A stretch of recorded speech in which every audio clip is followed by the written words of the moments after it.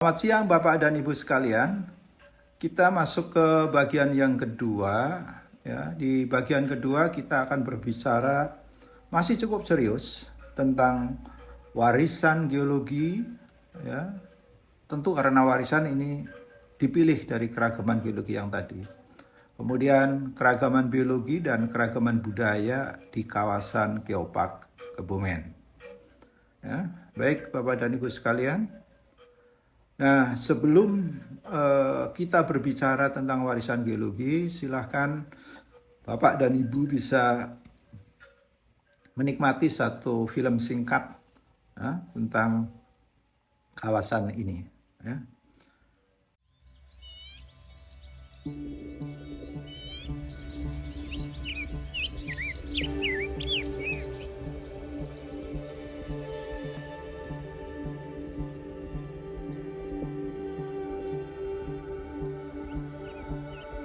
Jadi tempat ini adalah tempat yang dihasilkan dari proses pertemuan lempeng dan ini sangat kuat bukti-bukti yang ada. Oleh karena itu saya kira Karang Sambung adalah tempat yang bagus sekali, tempat yang ideal untuk mempelajari tentang konsep tektonik lempeng. Dan konsep tektonik lempeng itu menjadi acuan di dalam ilmu-ilmu kebumian. Maka tempat kita di kawasan Karang Sambung ini adalah tempat yang terbaik untuk mempelajari konsep atau teori tektonik lempeng. The best evidence of plate tectonic theory.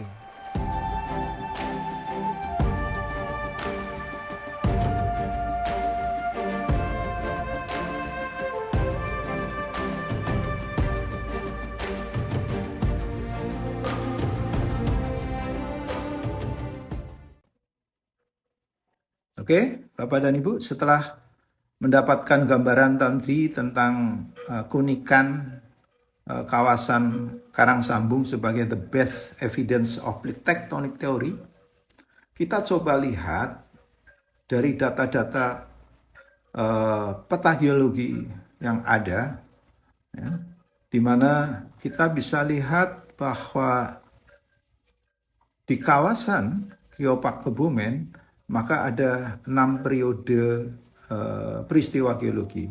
6 periode peristiwa geologi itu kemudian digambarkan di dalam geosite ya, sesuai dengan periodenya. Yang warna ungu ini adalah menggambarkan tentang apa, yaitu tentang bagaimana proses tumbukan lempengnya, ya, bagaimana fase awal dari pembentukan Pulau Jawa ini.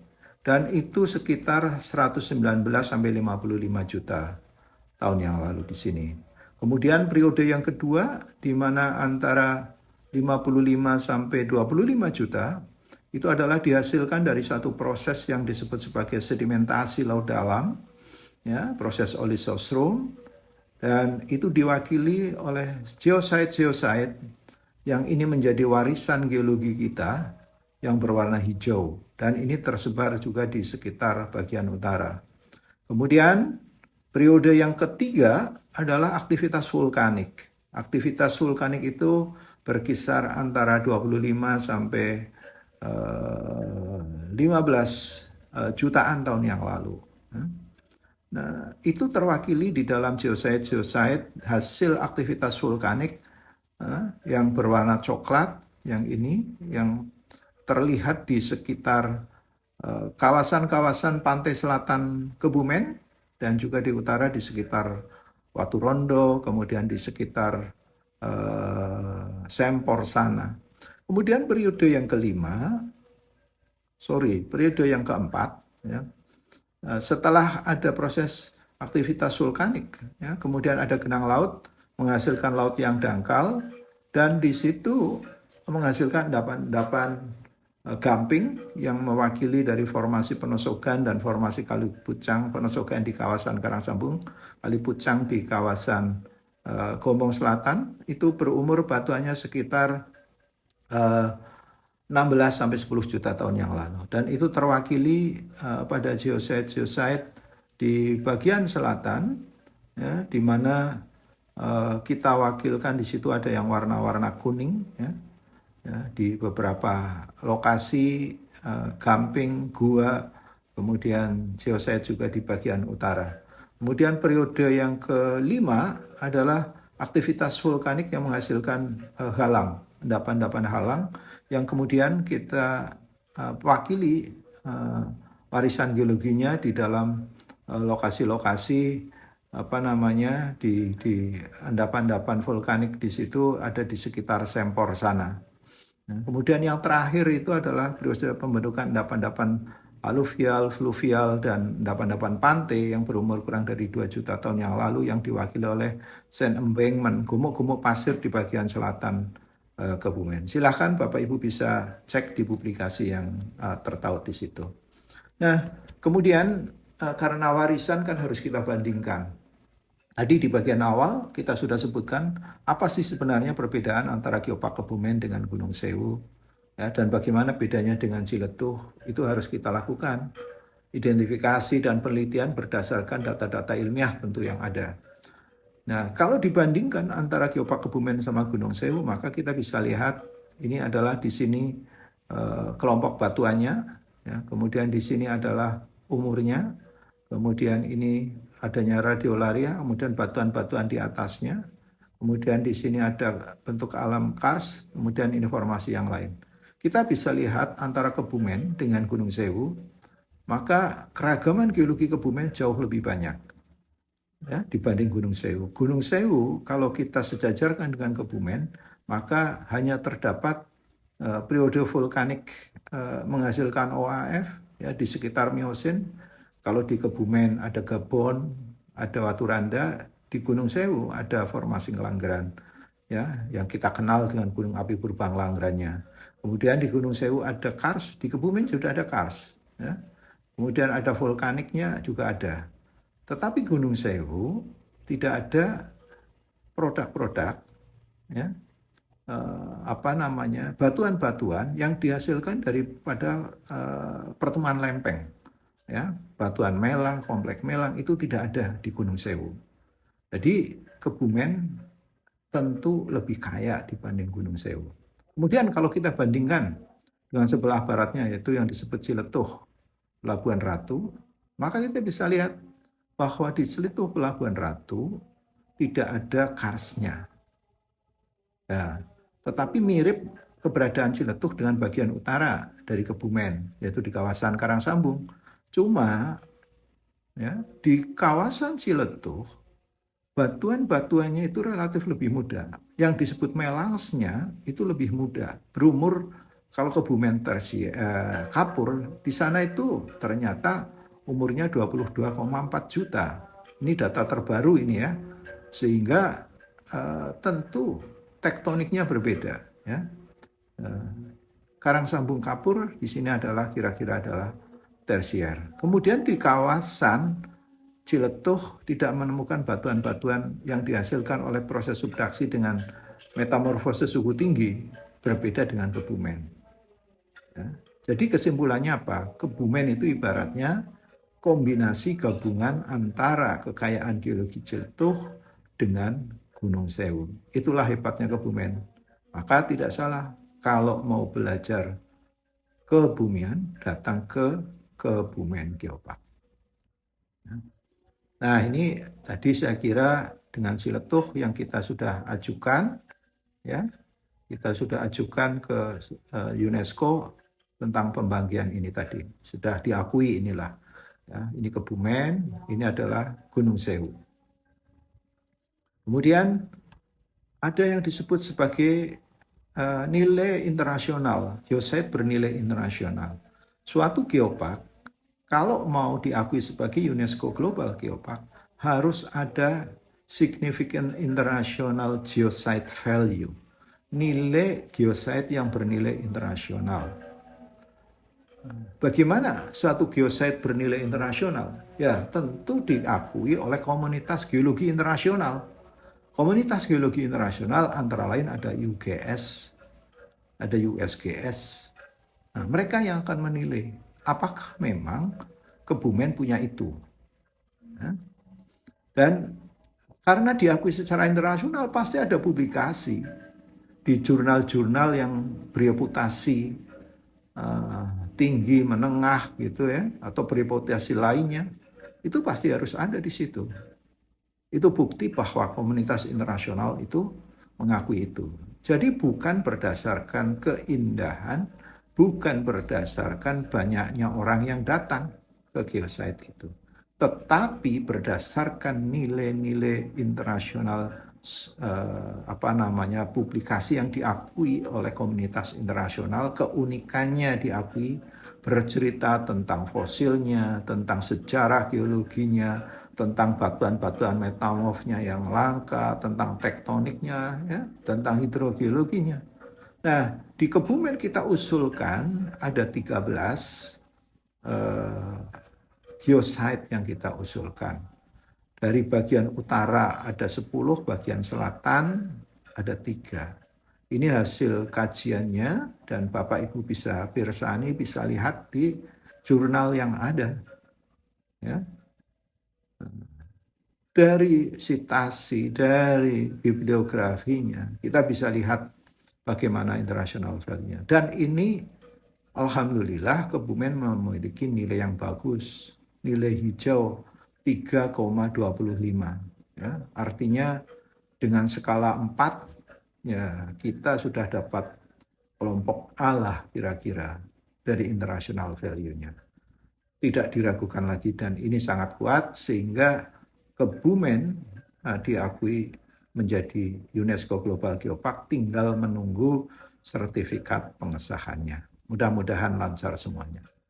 Ini beberapa geosite yang bernilai internasional, ya, Rijang dengan Lembung Merah Gampingan di daerah Cangkring, ya, kemudian di Wakir Sambeng, ya, kemudian ini Watu Kelir ya di Seporo, kemudian ini ada Serpentinit di Pucangan, kemudian ada Gabbro di bagian utara, ini ada Numulitesnya, kemudian ada columnar join-nya, ada filitnya. Ini adalah nilai-nilai internasional yang menjadikan gambaran tentang bagaimana pembentukan Kebumen pada waktu itu, ya, dan ada publikasi-publikasi pendukungnya. Ini juga yang tadi saya kira serpentinit, ini adalah bongkah-bongkah dari kelompok melangsnya, dan kita bisa lihat di sini ada rijangnya, ada lava bantalnya, dan ini adalah umur yang menandakan bagaimana proses pembentukannya, dan data terakhir itu saya 119 yang kita dapatkan dari batuan-batuannya ada. Ini ada batuan-batuan yang high metamorphism, ada blue schist, semacam itu. Jadi ini kekayaan warisan geologi kita. Nah, kemudian ada ophiolite. Ophiolite itu kelompok batuan, ya, kelompok batuan yang diendapkan dari dasar samudranya, bagian dari lempeng samudra. Kita bisa lihat seri ophiolitnya di sini, di Karangsambung itu ada yang disebut sebagai Wrechtlit, ya, Harsburgit juga kita ketemu. Kemudian di sini ada Gabbro, layer Gabbro kita juga ketemu, ya. Kemudian juga kita ketemu plagiogranit, ya, semacam ini. Kemudian di atasnya kita ketemu lava bantalnya, kemudian ada rijangnya, ya, ada rijangnya, lava bantal, ini rijang, ini lava bantalnya, begitu. Ya. Nah, ini juga bisa dilihat di publikasi yang ada, dan kelompok ophiolitnya sering disebut sebagai dismember ophiolite. Kemudian di bagian selatan kita juga menemukan international value-nya. Ini ada publikasinya, ya. Kemudian kita lihat Gua Barat yang sedemikian indah, bagaimana speleotemnya sedemikian luar biasa, yang menggambarkan bagaimana proses-proses karstifikasi berlangsung di tempat itu, dan bagaimana geologi di sini terjadi. Ya. Gua Petruk panjangnya lebih dari 1 kilo, dan itu menjadi hal menarik. Ini geosite lain yang tidak bernilai internasional tetapi menarik, misalnya Krakal dengan sumber air panasnya yang bukan dari batuan-batuan vulkanik. Kemudian ada Pendulu saya kira, kemudian di sini ada Bendungan Sempor dengan cerita perubahan-perubahan dari eh, menjadi concrete dam. Ya. Jadi dulunya bendung ini dari rockfill. Kemudian setelah proses ada gempa, bukan gempa, tetapi ada kejadian jebol, ya, kemudian dibuatlah konkrit.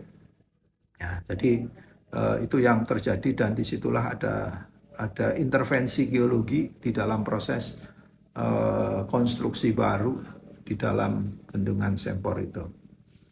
Kemudian geosite yang lain kita bisa lihat di Pantai Menganti ini, ya, dengan jembatan merahnya. Di sini ada lahar, bentuk-bentuk lahar yang menghasilkan dari breksi vulkaniknya, ada autoklastik breksinya. Kemudian ini ada ada columnar joint dari lava yang membentuk bentuk-bentuk columnar joint. Ini tentu adalah bekas-bekas dari aktivitas vulkaniknya. Kemudian ini bekas-bekas patahan yang melewati situ. Dan kalau kita lihat di sekitar Pantai Surumanis, kita bisa lihat ada gamping dan ada breksi vulkanik yang kemudian membentuk uh, uh, ya semacam gua-gua secara alami begitu, natural bridge, ya, seperti juga di Karangbolong. Kemudian ini dari Pantai Sagara View kita bisa lihat bagaimana interaksi antara proses laut dengan proses darat, ya. Kemudian di sini ada bekas patahan Jawa yang melewati Kebumen sampai Muria sampai ke arah daerah-daerah Kalimantan.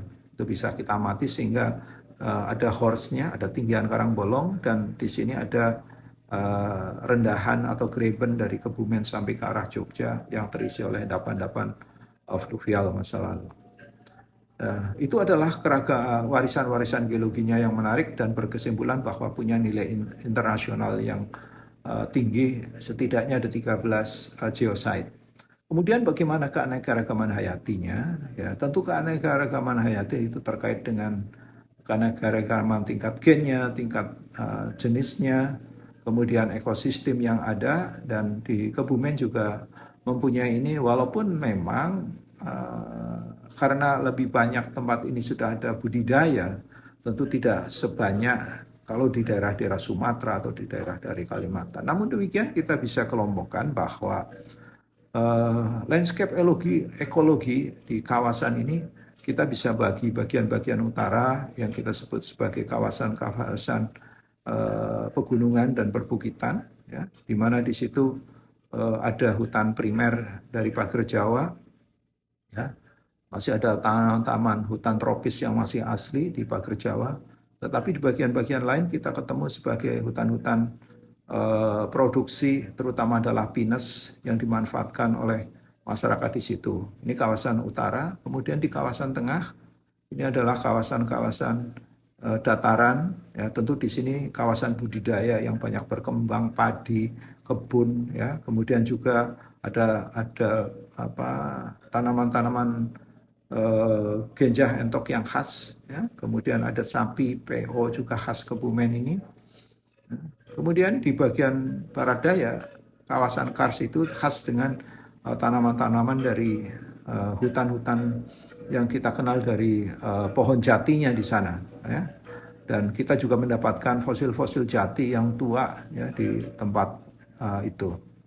Kemudian di kawasan pantai ini adalah kawasan-kawasan dengan ekosistem yang berbeda, dan di situ akan ketemu namanya mangrove, ya, di sepanjang kawasan ini, di sekitar sini, di sekitar sini. Ya, kemudian di beberapa tempat di sini lain juga kita ketemu mangrove, dan juga ada penangkaran-penangkaran penyu di sekitar zona-zona selatan di sini. Jadi ini adalah coastal ecoregion, kemudian ini kawasan Kars, ini yang bergelombang lemah sampai dataran, yang di sini adalah pegunungan, di mana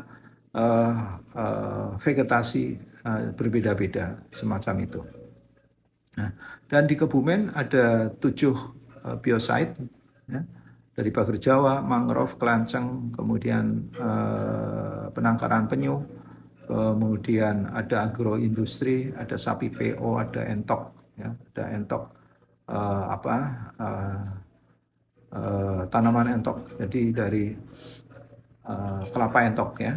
Nah, Kemudian ini ada penelitian dari teman yang kita bisa lihat bagaimana keterkaitan antara landscape bentang lahan dengan ekologinya.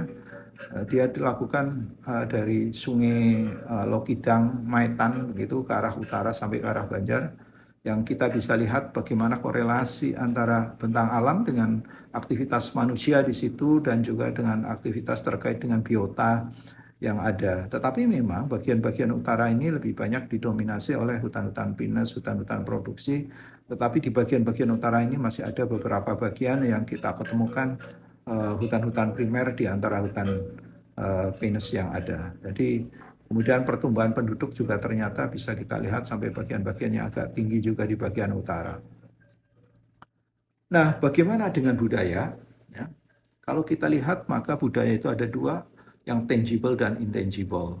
Yang tangible itu tentu adalah terkait dengan artefak. Artefak-artefak kita ketemu dari era-era megalit, kemudian Hindu-Buddha sampai kolonial. Kemudian yang intangible, ya, di situ berbagai macam, mestinya seperti ini kita bisa lihat ini ada hal yang menarik. Bagaimana boneka tiruan ini bisa terbang, ya, yang disaksikan oleh banyak orang semacam ini. Ini tentu kekayaan lokal di sini yang awalnya sebenarnya adalah untuk meminta hujan. Jadi bagaimana hubung kaitnya antara geologi dan budaya? Kita coba lihat. Nah, landasan berpikirnya sebenarnya semacam ini. Geologi itu menghasilkan sistem bumi, di situ ada proses-proses, ya, di situ menghasilkan keragaman-keragaman geologi. Ya. Nah, keragaman geologi itu kemudian kita bisa wujudkan di dalam sumber daya dan bencanaan. Sumber daya dan bencanaan ini akan menjadi satu tantangan dan peluang di dalam hidup dan kehidupan manusia. Dan itulah interaksi antara budaya, ya, dengan alam itu yang menghasilkan nantinya adalah situs-situs budaya. Ya, mungkin ada kota, ada bangunan dan lain sebagainya. Selain itu juga untuk menghadapi tantangan alam itu ada nilai, ada norma, ada kebiasaan, ada agama begitu ya, ada teknologi yang berkembang pada saatnya. Ya, dan kadang-kadang nilai-nilai ini juga mempunyai persepsi masyarakat itu memperlakukan terhadap situs-situs geologi. Jadi dari gambaran ini kita bisa lihat bagaimana antara geologi dan budaya mempunyai hubungan, ya, mempunyai relationship. Cuma masalahnya bagaimana kita merumuskan itu?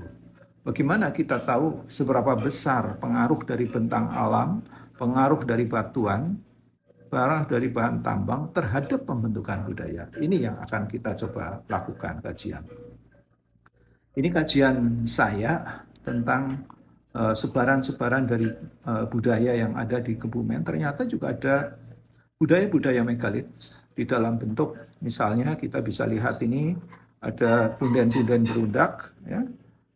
Kemudian ada yang namanya lumpang batu di beberapa tempat, bahkan di bagian selatan, ya, kita cukup banyak ketemu di sana. Ya. Kemudian ada peninggalan-peninggalan juga yang merupakan gambaran-gambaran dari era megalit, yaitu khas pemujaan terhadap gunung, terhadap batu dan tanaman-tanaman besar begitu ya. Jadi ada pemahaman bahwa arwah leluhur itu akan menentukan kehidupan dari manusia pada saat itu. Itu biasanya adalah era-era prasejarah kurang dari abad keempat.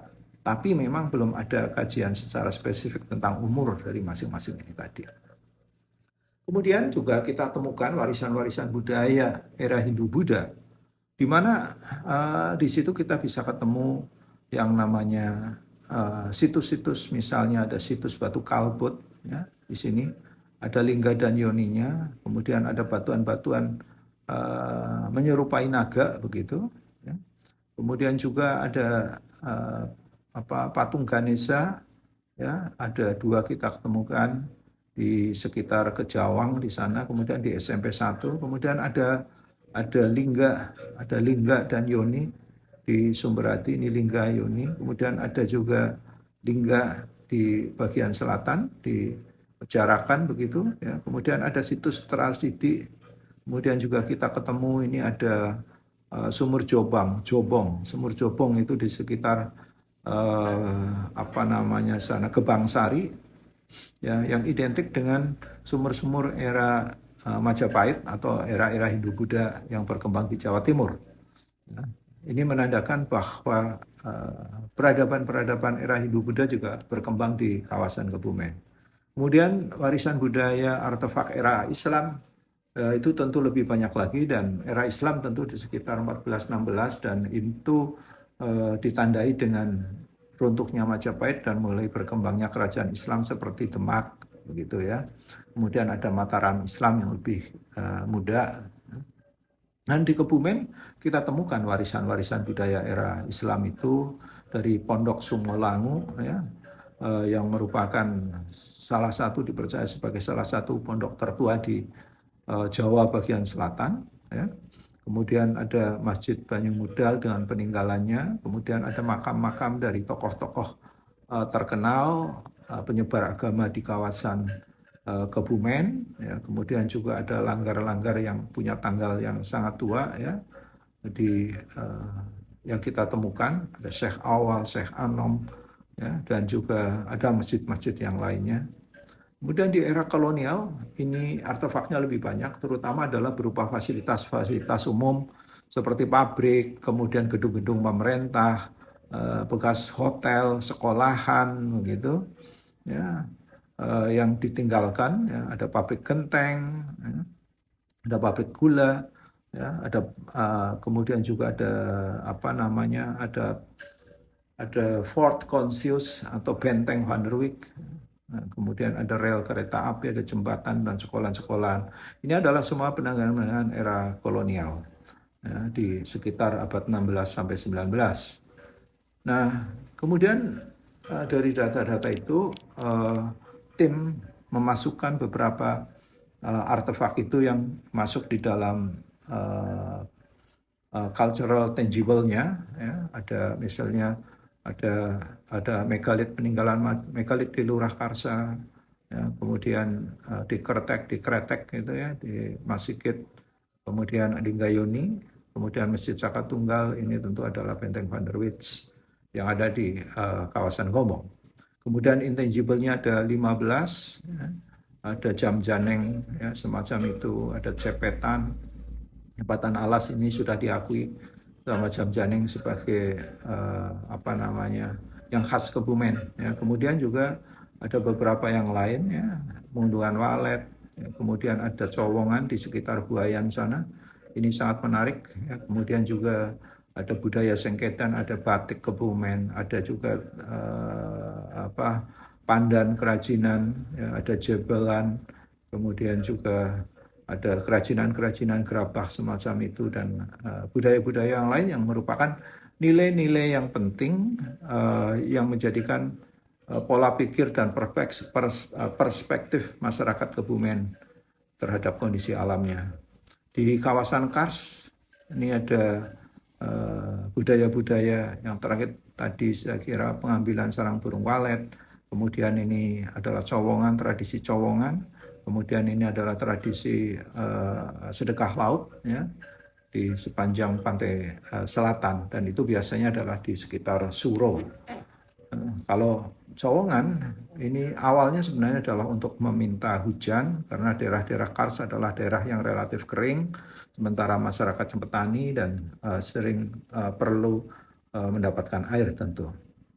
Nah, bagaimana sebaran situs itu kalau kita kaitkan dengan ketinggian daerah ya, kita bisa lihat bagaimana sebaran situs era-era dari megalit, kemudian Hindu-Buddha, ada Islam dan kolonial ya. Kita bisa lihat bagaimana proses sebarannya terkait dengan ketinggian tempat. Jadi kita bisa lihat di semakin ketinggi nampaknya semakin jarang kita dapatkan situs, tetapi daerah rendahan ini semakin banyak.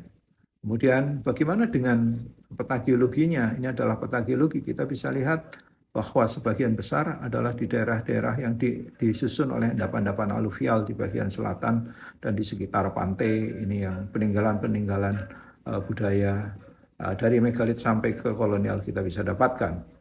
Kemudian kita lihat dengan bentang alamnya, juga lebih banyak adalah di bentang alam fluvial dan kostal di bagian-bagian sini, sedikit di bentang alam yang dinodasional di sekitar ini. Tapi bagian-bagian ini sangat sedikit. Batuan-batuan yang berbagai variasi di utara sangat sedikit. Kemudian bagaimana kita kaitkan juga dengan peta hidrogeologinya. Ya, jadi kita bisa lihat bahwa sebagian besar budaya itu tersebar pada daerah-daerah dengan akuifer yang dangkal, ya, dan tersebar luas di kawasan-kawasan selatan ini. Ini adalah daerah non-cat yang susah air, ya, ternyata sangat sedikit sebaran-sebaran artefaknya. Kemudian dikaitkan dengan potensi bahan tambang, ternyata tidak relate benar dengan potensi bahan tambang, ya, karena kalau kita lihat sebagian besar justru di daerah-daerah yang isinya lempung, pasir begitu ya, di bagian-bagian bawah di sini yang tidak terlalu punya potensi bahan tambang. Kemudian kalau kita lihat dari jarak sungai, ini adalah gambaran pola-pola sungainya dan jarak sungainya dari 50 meter, ya, kurang dari 50 sampai 250 dan seterusnya. Kita klasifikasikan ini, ya, ternyata sebagian besar di dekat-dekat aliran-aliran sungai ini budaya-budaya itu berkembang.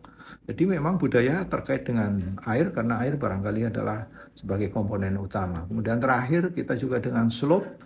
Ternyata sebagian besar di daerah-daerah yang tidak terlalu miring, ya, di daerah-daerah yang miring juga tidak terlalu disukai sebagai tempat tinggal.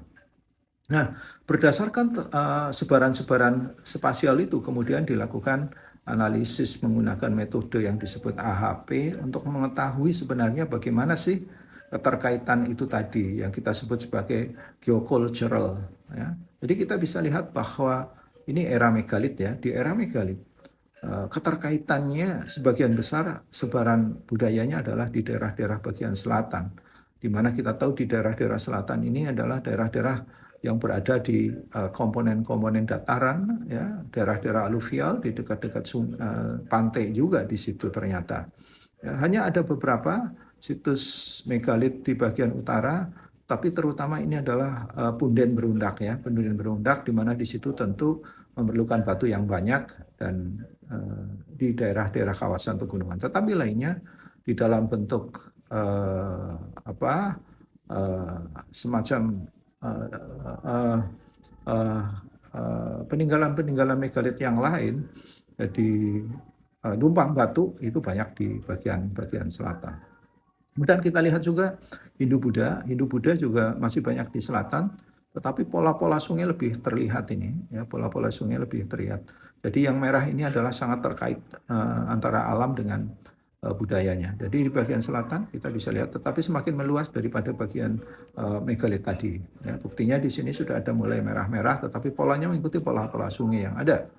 Kemudian ini adalah era Islam, ya. Kita juga bisa lihat lebih terarah di bagian pantai, ya. Ini lebih banyak kontrol coastalnya, ya. Di daerah-daerah datar juga masih, tapi ini juga pola-pola di bagian utara ini masih mengikuti pola-pola sungai. Kemudian ini kolonial juga kita bisa lihat di kawasan-kawasan selatan dan kontrol sungai juga masih terlihat terbukti dengan pola-pola semacam ini dan juga kontrol pantai di sini. Jadi berdasarkan hal-hal itu kemudian kita bisa melakukan analisis sebenarnya. Bagaimana pengaruh litologi, bagaimana pengaruh bentang alam terhadap pembentukan budaya kawasan dari era megalit, Hindu-Buddha, Islam, dan kolonial. Dari data ini kita bisa lihat bahwa di budaya-budaya megalit, ya, budaya megalit, maka komponen yang paling berpengaruh adalah ternyata geohidro, sungai, sumber air begitu dan sungai. Ya, jadi ini adalah air sebagai kontrol utama. Dan itu kita bisa lihat dari data ini. Ternyata faktor kriteria utama adalah dari geohidrologi dan jarak sungai. Geohidrologi itu artinya adalah air tanah gitu ya. Jarak sungai berarti jarak dari sungai yang ada. Dan sebagian besar berada pada akuifer produktif dengan kurang dari 750 meter dari jarak sungai. Ini dua faktor utama kontrolnya sampai 29% dan 14%. Kemudian di era Hindu-Buddha itu yang ini ya, ini era Hindu-Buddha, itu kontrolnya juga masih sama ini. Terutama adalah geohidrologi dan jarak sungai, cuma presentasinya di geohidrologi 27, jarak sungainya adalah 21-nya. Ini sama-sama kurang dari 750 meter dari sungai yang ada. Kemudian di era Islam, maka komponen yang utama berpengaruh adalah elevasi. Ya, kita bisa lihat dari Islam ini komponen utamanya adalah elevasi ini. Ya, tetapi ternyata elevasi ini kalau kita ada 14%, ternyata kontrol utamanya ya sebesar pengaruhnya 47,24%, dan itu dari kriteria terutama adalah dari ketinggian yang kurang dari 50 meter. Jadi itu adalah daerah-daerah yang relatif datar. Ya, kemudian yang kedua bahan tambang, dan itu adalah di sekitar sungai juga, ini Sirtu terutama. Kemudian di era kolonial, kontrol utamanya adalah ternyata kalau kita lihat era kolonial ini adalah bentang alam. Dan bentang alam itu terutama, jadi geomorfologi itu bentang alam, pengaruhnya 37% dari bentang alam fluvial. Ini adalah daerah datar, ya, marin gitu. Ya. Jadi dari kesimpulan ini maka kita bisa lihat bahwa daerah-daerah dengan air tanah yang bagus, dekat dengan sungai, ya, kemudian daerah itu adalah daerah yang sifatnya datar, yang landai, kemudian datar, itu adalah menjadi pilihan perkembangan budaya dengan presentasi yang berbeda-beda. Nah, jadi ini keterkaitannya sangat jelas bagaimana budaya-budaya dari era megalit sampai kolonial keterkaitannya dengan alam. Oke Bapak dan Ibu sekalian, saya kira itu dulu ya yang bisa saya sampaikan. Terima kasih, kita sambung nanti di bagian ketiga.